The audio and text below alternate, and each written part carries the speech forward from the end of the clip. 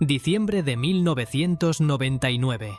Venezuela estaba en medio de un proceso histórico. Acababa de aprobarse una nueva constitución. Hugo Chávez llevaba apenas un año en el poder y el país celebraba un nuevo comienzo. Pero mientras los venezolanos miraban hacia el futuro con esperanza, la naturaleza preparaba uno de los desastres más devastadores en la historia de América Latina. En cuestión de horas, una tormenta sin precedentes transformó el estado costero de Vargas en un infierno de barro, piedras y muerte. Lo que ocurrió entre el 14 y el 16 de diciembre de 1999 no fue simplemente una catástrofe natural, fue el borrón y cuenta nueva más brutal que el país jamás había vivido. Hablamos de entre 10.000 y 30.000 muertos, aunque nadie sabe el número exacto con certeza. Hablamos de ciudades enteras desaparecidas, hablamos de una herida que Venezuela nunca ha terminado de cerrar.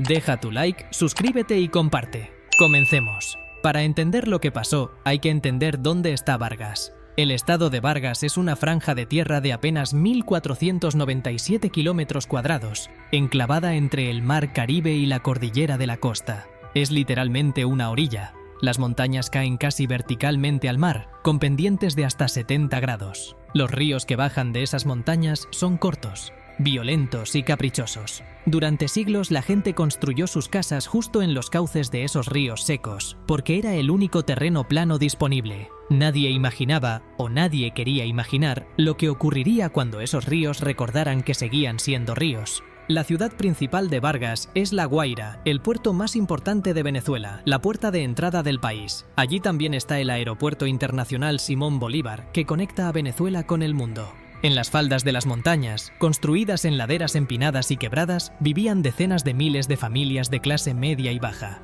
Barrios populares que trepaban por los cerros como podían. Todo ese sistema humano, toda esa densidad urbana, estaba atrapado entre el mar y una montaña que en diciembre de 1999 decidió moverse.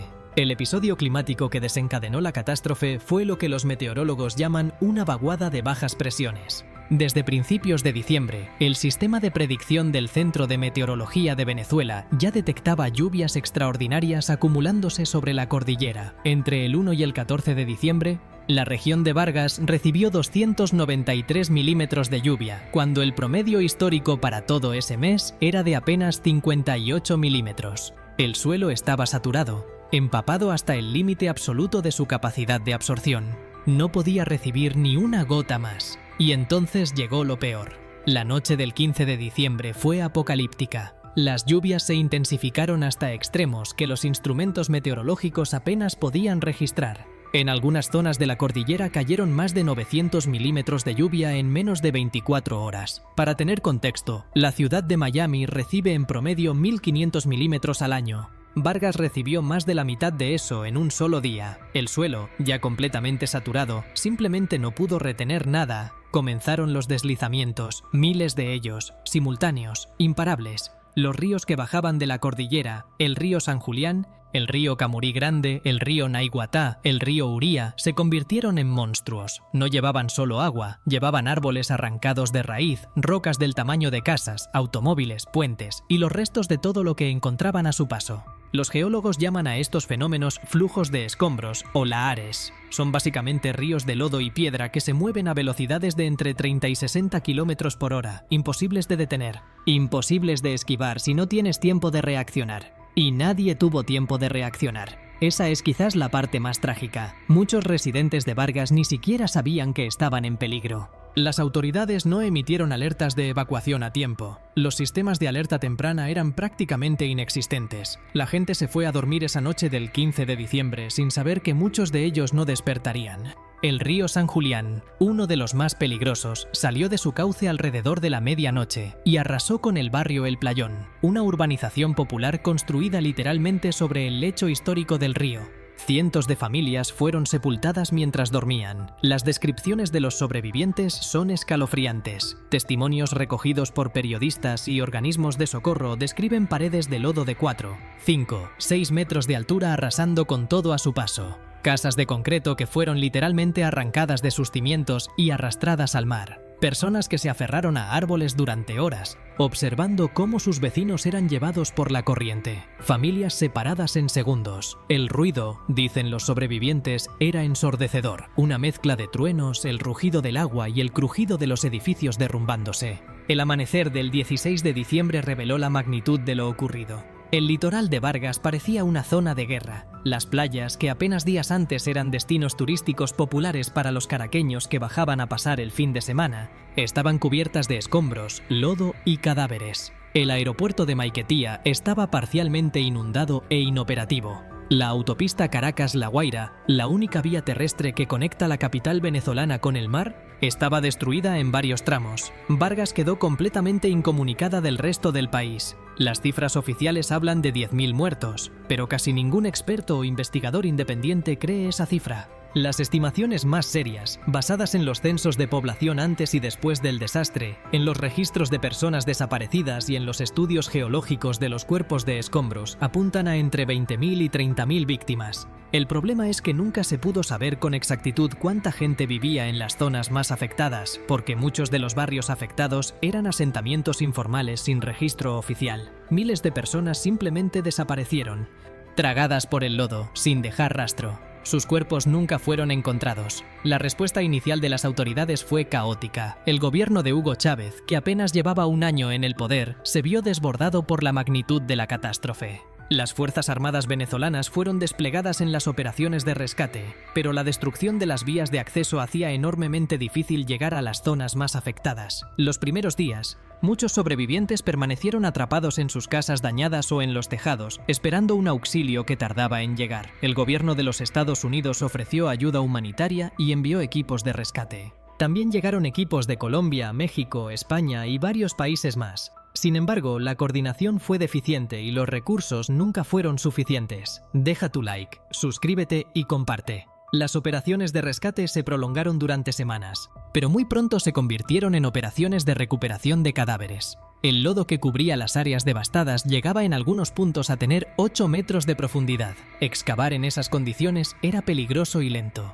Los cuerpos que se encontraban estaban, en muchos casos, en estados de descomposición avanzada, lo que generó serias preocupaciones sanitarias. Las autoridades comenzaron a enterrar los cadáveres sin identificar en fosas comunes, una decisión que más tarde generaría una enorme controversia y dolor para las familias que nunca supieron el destino exacto de sus seres queridos. Más de 150.000 personas quedaron sin hogar de la noche a la mañana. Fueron evacuadas y distribuidas en albergues temporales en Caracas y otras ciudades del país. El gobierno venezolano tomó una decisión polémica. Declaró que el estado de Vargas, tal como había existido, no podía ser reconstruido en las mismas condiciones. Prohibió la reconstrucción en las zonas más peligrosas y ofreció a los damnificados ser reubicados en otras partes del país. Muchas familias fueron enviadas a estados como Bolívar, Guárico y Apure, regiones que cultural y geográficamente nada tenían que ver con la vida costera que esa gente había conocido siempre. El desarraigo fue brutal.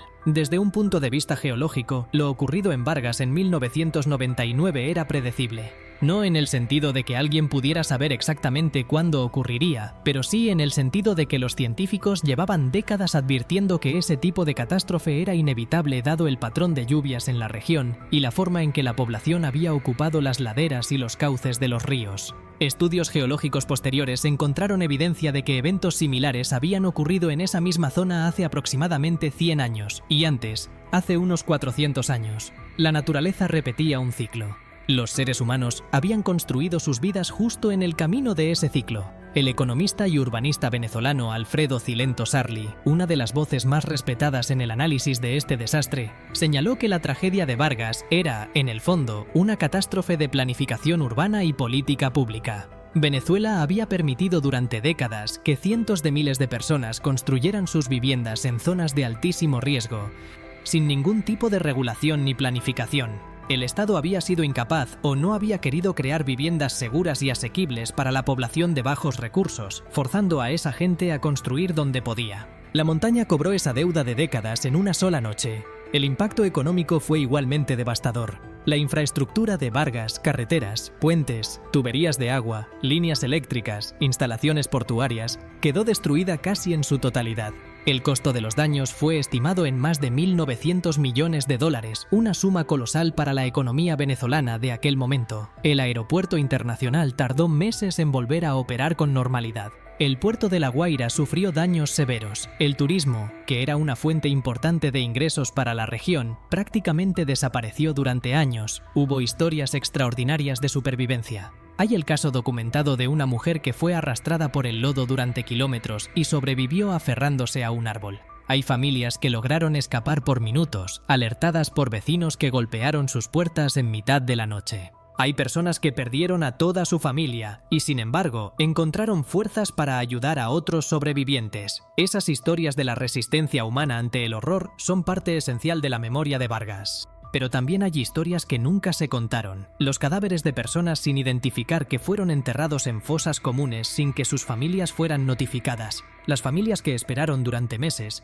años, a que alguien les dijera qué había ocurrido con sus seres queridos. Los niños que quedaron huérfanos y fueron separados de sus comunidades. Las personas reubicadas en otras regiones del país que nunca pudieron adaptarse y que vivieron el resto de sus vidas añorando el mar y el barrio que el lodo se llevó. Hoy, más de 25 años después, el estado de Vargas, que en 2014 fue renombrado oficialmente como Estado La Guaira, presenta una realidad compleja y en muchos aspectos triste. Algunas zonas han sido reconstruidas, pero otras permanecen abandonadas. Los monumentos de concreto y las placas conmemorativas recuerdan la tragedia, pero para muchos venezolanos que vivieron la catástrofe o perdieron a sus familias en ella, el dolor sigue siendo tan presente como el primer día. La cicatriz en el paisaje sigue siendo visible. En varios puntos de la costa, los campos de escombros y los cauces ensanchados de los ríos son testigos permanentes de lo que ocurrió. La tragedia de Vargas también cambió para siempre la relación de Venezuela con la gestión del riesgo de desastres. Se crearon nuevos organismos, se aprobaron nuevas leyes, se desarrollaron nuevos sistemas de alerta temprana. Sin embargo, los críticos señalan que muchas de esas medidas fueron insuficientes o mal implementadas. En los años siguientes, otras tragedias por deslizamientos ocurrieron en diferentes partes del país, aunque ninguna de la magnitud de Vargas. El fantasma de 1999 sigue planeando sobre la política de gestión territorial venezolana. La naturaleza no sabe de tragedias humanas, solo sabe de ciclos, y el próximo ciclo en algún momento llegará. Deja tu like, suscríbete y comparte. Hasta la próxima.